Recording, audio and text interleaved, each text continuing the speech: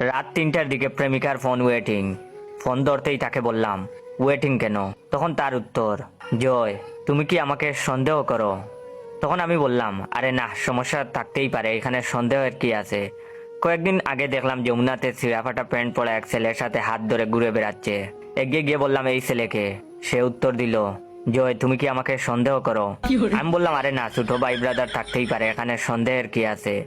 একদিন খুব কাছের এক ছোট ভাই কল দিয়ে বলল, ভাই ভাবির তো বিয়ে ঠিক হয়ে গেছে, আপনি শেখা খাইলেন। সাথে সাথে প্রেমিকাকে কল দিয়ে কইলাম, ঘটনা কি সত্যি? সে বলে, দেখো বিয়েটা আমার বাবার জন্য করা, বাবার হার্টের অসুখ, তাই বিয়েটা করতেছি। কিন্তু আমি তো তোমাকে ভালোবাসি, কিছুদিন পরেই তো আমি তোমার কাছে ফিরে আসব। আমি আমতা আমতা করে বললাম, কিন্তু?